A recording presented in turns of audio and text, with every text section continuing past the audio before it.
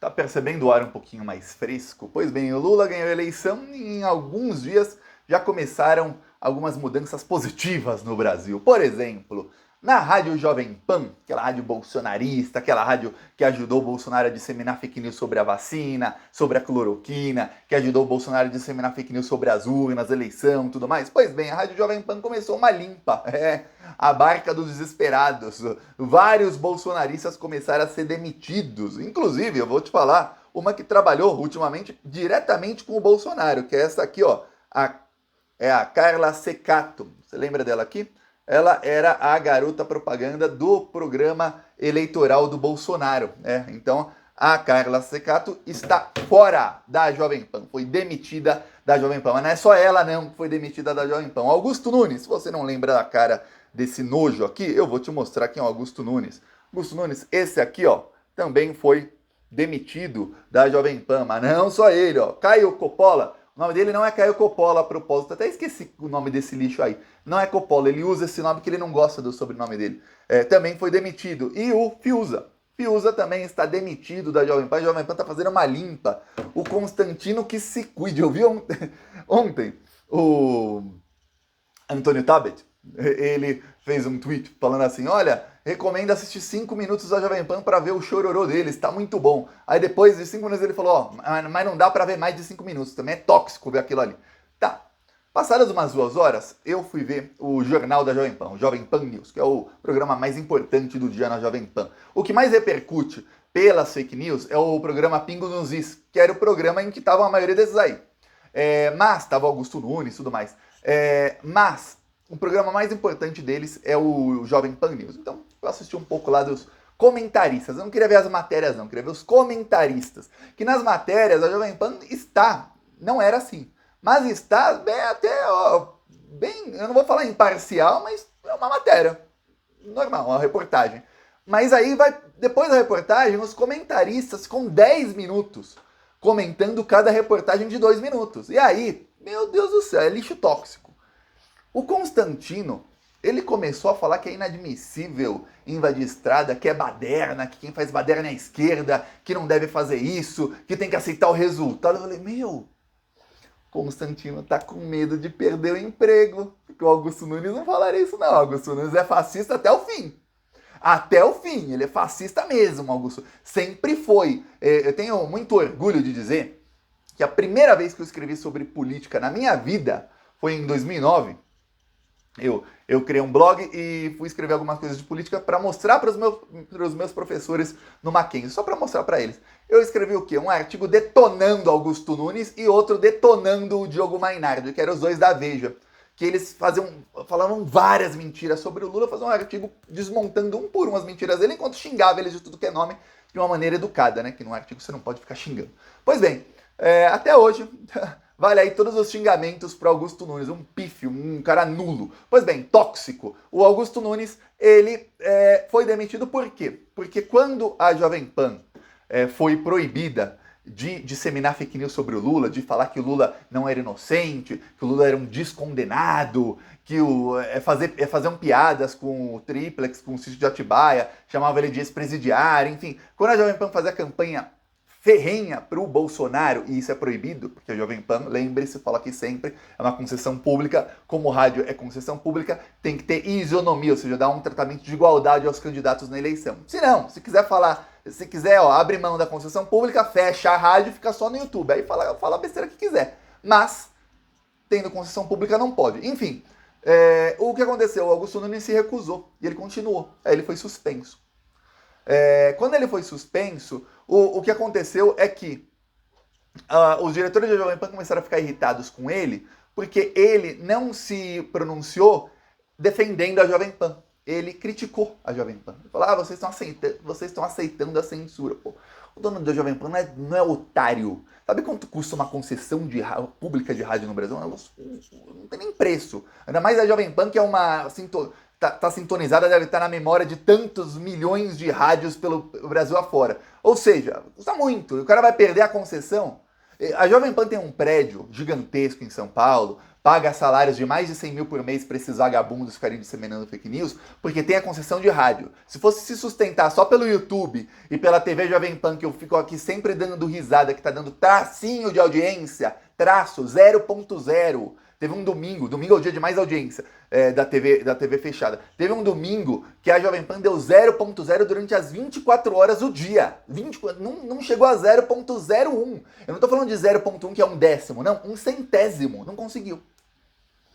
Não se sustentava. Então, o dono da Jovem Pan não é tonto, suspende esse cara aqui. Aí, o que aconteceu? Os outros, esse Caio, esqueci o nome verdadeiro desse, nem vou chamar ele pelo sobrenome que ele gosta, eu não chamo fascista pelo sobrenome que eles gostam. Igual aquela Sara Giromini, ela tinha o nome lá, Sarah Winter. Você vê aqui, quem acompanhou pelo Pelotão Brasil, comenta aí, eu já chamei ela pelo nome Sarah Winter. Primeira vez que eu tô falando desse nome aqui, pra quem não saber, sabe quem é. Eu chamo ela pelo nome verdadeiro que ela quer esconder.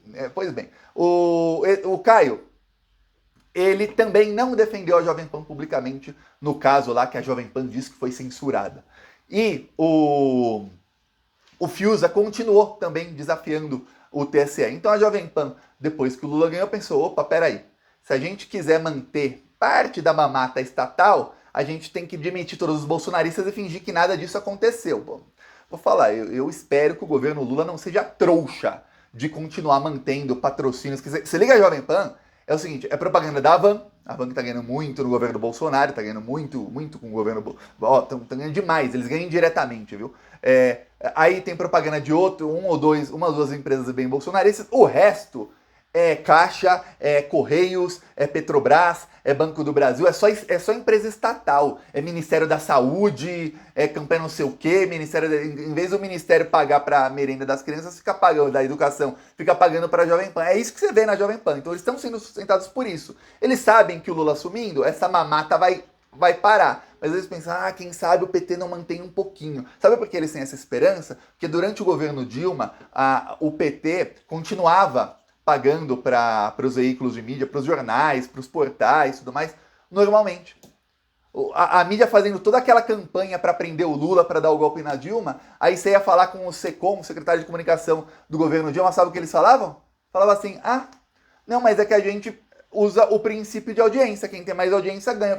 Eu falava, esses caras estão dando dinheiro para quem tá dando um golpe de Estado neles. Corta! Então não faça propaganda. Ou faça, vai no Google, no Facebook, nas redes sociais, faça lá. Não, continuava. Então eles têm ainda a esperança de que no governo Lula tenha algum SECOM que seja trouxa, como era no governo Dilma. Espero eu, e vou lutar aqui, e vou me irritar muito se for, espero eu que não seja. Vamos lutar aqui para que não seja, para que não fique financiando golpista. Pois bem, eu vou usando o princípio da audiência. Tá, aí o que acontece? A Jovem Pan começou a tentar fazer esse rebranding, a palavra em inglês, para alguém que está fazendo uma mudança aí na marca. Para quê? Para ver se consegue escapar dos processos que vai enfrentar a partir do ano que vem. Hoje, a Jovem Pan tem o apoio e a proteção total do presidente, que é o Bolsonaro. A partir do momento que ele não for, vou falar, se o Brasil for um país sério, a Jovem Pan tem que ter a sua concessão cassada. E os seus donos têm que ser processados todos criminalmente, os seus comentaristas também. Eles ajudaram por boa parte do dia depois da eleição, eles estavam incentivando as manifestações. Eles estavam dizendo, o Constantino chegou a dizer, que não se pode... Deixa eu ver se tem gravado aqui. Se não aparecer é porque o YouTube censurou, mas ele diz claramente que devemos arregaçar as mangas, porque qualquer outra coisa seria entregar o Brasil aos comunistas e eles vão destruir o Brasil. Ele está dizendo claramente, se não aparecer no vídeo aqui, eu vou deixar na descrição o link do vídeo, eu vou publicar no meu Twitter, alguma outra rede, eu deixo na descrição o link para você assistir o Constantino falando. Claramente, está incentivando o golpe. Depois, ele mudou o discurso. Começaram as demissões, tudo mais, o Alexandre de Moraes veio com decisão contrária, com decisão acabando com a palhaçada, aí ele mudou o discurso e começou a falar que é inadmissível. Aí os comentaristas da Jovem Pan começaram a falar que é inadmissível. Aí eu assisti o finalzinho do Jovem Pan News, sabe o que mostrou? mostrou 2 líderes caminhoneiros dizendo que não, esses protestos não são de caminhoneiros. Nós somos contra isso aí é baderna. Eu falei, pô, os caras mudaram. Eles foram atrás dos líderes caminhoneiros para falar que não somos nós caminhoneiros. Isso aí são paus mandados das transportadoras. Transportadoras essa que o STF já está fazendo o cruzamento, vai depois quebrar sigilos, verificar quem são os donos e ver que essas transportadoras têm negócios com bolsonaristas. Por que eles têm tantos caminhões? Que estão transportando o quê? Para a Havan, talvez? Não sei. Estão transportando o quê? Para alguns dos empresários do agro bolsonaristas? Tá vendo? A versão lá da mídia, que é uma versão que parece que é para tentar amansar a população. Eu vejo o papel de muitos comentaristas da mídia, que é o papel de tentar amansar as pessoas, e quando eu digo amansar, não são os bolsonaristas não, é a esquerda mesmo. Falar, gente, não tá acontecendo nada, não é nada demais, fica aí de boa, o agro tá bravo com o Bolsonaro, hein? Vai ver quem financia essas transportadoras que estão com os caminhões fechando as estradas. Você vai ver, é o agro. Muitos deles são o agro. Ah, mas o agro tá perdendo, o agro prefere perder um dia, um mês de produção, do que perder a mamata gigantesca que está no governo Bolsonaro. O Bolsonaro acabou com os estoques reguladores no Brasil. O Brasil é um dos poucos países do mundo que não tem estoque regulador. Sabe o que é você ter um vasto campo para você plantar o que você quiser? Você quer fazer esse campo maior? Destrói um monte de floresta, ganha vendendo a madeira ilegal, fazendo negócio com madeireiro e ainda planta mais, aumenta lá o seu pasto para plantar e você não tem um estoque regulador que faz com que o preço no mercado interno seja baixo. Porque no governo Lula teve o boom dos commodities, que é como os economistas lixos da grande mídia gostam de falar para desinformar, que era o que? Olha, o preço de tudo aumentou, o preço da soja, do arroz, do feijão, mas não aumentou na prateleira, não aumentou para você, não aumentou para mim. Por quê? Porque tinha estoque regulador. Olha, isso aqui é produção nacional. Nacional. Se tiver escassez, se tiver seca, se chover demais, se fizer calor demais, a gente pega aqui do estoque regulador, tem um estoque aqui. São produtos, a maioria, não perecíveis. Aí, o que acontece? Acontece que sempre o preço fica baixo, só que eles lucram menos. Imagina que o cara está vendendo hoje para você 1 quilo de cenoura a 15 reais, que no governo Lula custava 2. Esses 13 é lucro. É lucro que o cara está tendo, que o agro está tendo. Eu vendia por 2, eu estou vendendo por 15. Se o cara vendia por 2, imagina que o lucro do cara era o quê? 50 centavos. Hoje está vendendo por 15, é o que? 13,50. Se for bem melhor, é 10. É muito maior. Então eles estão lucrando muito mais. A gente está pagando em dólar os nossos alimentos no Brasil. Se o dólar subir para 10, os alimentos todos vão dobrar de preço. Fala, mas peraí, é produzido no Brasil. É produzido no Brasil. A gasolina, o diesel que transporta são feitos no Brasil. Quer dizer, tudo dessa cadeia de produção é no Brasil. Os salários são pagos em reais, tudo. Por que eu estou pagando em dólar? Porque eles estão lucrando mais. Esse pessoal não está nem aí de perder 1 mês, 2 meses de produção. Não estão nem aí. Então está acontecendo isso tudo, a Jovem Pan estava incentivando e agora não está mais. Por quê? Porque agora estão com medo. E começou a barca dos desesperados na Jovem Pan. O legal é ver a notinha. Os Augusto Nunes, sou um jornalista com 40 e não sei quantos anos. Ele falou 40 anos de experiência, blá blá blá. 40 anos o cara mentindo. Agora, demitido pela Jovem Pan, vai encontrar emprego onde o Augusto Nunes? Calma que já vem essa revista Oeste, esses sites aí de fake news bolsonaristas, algum deles acabam contratando, bem capaz, viu? E não é só isso, agora a STF vai começar a ir atrás, veja bem, vai começar a ir atrás de todos esses que estão identificando. Por isso, outra boa notícia é que as redes da Carla Zambelli foram desativadas. O André Valadão, daquele pastor de fake news, também teve as redes desativadas. Então o STF está indo atrás dos golpistas. O que se diz lá no STF é o seguinte: o Brasil não é os Estados Unidos. Eu vivi para ver. O pessoal fala, aqui não é Estados Unidos não, aqui tem lei. Olha só, que tempos que chegamos, né? Por quê? Porque nos Estados Unidos deixaram acontecer o Capitólio, deixaram.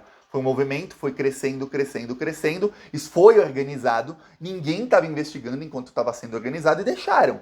O Donald Trump claramente incitou os manifestantes. E aí depois uma testemunha até falou que estava no carro dele, que o Donald Trump ele queria ter ido ao Capitólio e ficar lá no meio dos manifestantes, incitando, venham todos para cá. Não foi porque o motorista da Casa Branca, que é um soldado, quem não sabe, o motorista lá também é do exército, ele desviou e falou, não, a gente vai para a Casa Branca. Você não vai lá. O motorista, ele falou, eu estou te dando uma ordem do presidente da República. O motorista desacatou a ordem do Trump, que ele queria ir lá. Tá preso o Trump? Não tá. Com todas essas... Depois tinham provas de documentos que ele jogava na privada, um monte de coisa. Não tá preso. Aqui no Brasil, não. O STF e o TSE investigam antes. E aí eles murcham os atos. Lembra do 7 de setembro do Bolsonaro? Foi murchinho, murchinho. Então eles vão murchando os atos. A não ser quando são pegos de surpresa por alguma coisa. Mas eles vão murchando os atos, então eles sabem. Eles estão cientes. O Capitólio foi 64 dias depois do Trump perder a eleição. Então não é, vamos parar com esses protestos agora, vamos abrir aqui as rodovias e tudo parou. Não. Eles sabem que eles vão continuar, eles estão fazendo crescer um movimento. O Bolsonaro sabe que as estradas serão abertas em breve, ele sabe que não vai ter como garantir isso. É até ruim para ele tentar deixar a estrada fechada por muito tempo, mas é ruim para ele porque perde apoio de toda a população, só ficam os fascistas com ele. Mas o que ele quer é o seguinte, tá vendo, não deu isso, mas a gente tá aqui esperando, vai ter a data certa, ele quer mobilizar mais gente, ele quer ter milhões de bolsonaristas que estejam dispostos a irem armados para a tentativa dele que vai ser depois. Enquanto isso, fica lá o governo fazendo a transição e tudo mais, falando, estamos aqui cumprindo a lei para que ele não seja preso antes. Então ele está manipulando a lei para não ser preso antes, enquanto ele, com o gabinete do ódio, está aí incentivando o golpe. E agora, só que tem uma coisa, ele não tem apoio de quase ninguém. Não tem apoio da Jovem Pan mais, não tem apoio nem do vice dele, que é o Mourão, não tem apoio de ninguém do Centrão, absolutamente ninguém do Centrão, não tem apoio de tribunais superiores, não tem apoio dos Estados Unidos, nem de Wall Street, nem da comunidade internacional, de absolutamente ninguém. Eu vou falar, um golpe solo desse, é até bom que ele esteja fazendo isso, que ele vai preso mais rápido, ele fica mais tempo na jaula. O Bolsonaro já ia preso, mas quanto mais ele plantar para colher mais desgraça lá na frente para ele, melhor, porque aí a gente dá mais risada lá na frente, né? Porque tinha uma chance do Bolsonaro, imagina se o Bolsonaro ficasse calminho, fizesse tudo conforme a lei, e aí alguém falasse, não, anistia. Já pensou que sempre quando alguém que não é da esquerda falam de anistia, quando o Lula estava sendo perseguido injustamente, ilegalmente, sem provas, ninguém falava de anistia para o Lula. Anistia para os crimes que não eram crimes, depois foi provado que não era, do Lula, não. Mas para o Bolsonaro começaram a falar de anistia. Ao escutar essa palavra, me sobe, borbulha o meu sangue. Pois bem, inscreva-se aí no canal, vamos pra cima desses fascistas, nós vencemos a eleição e continuaremos vencendo. Falou!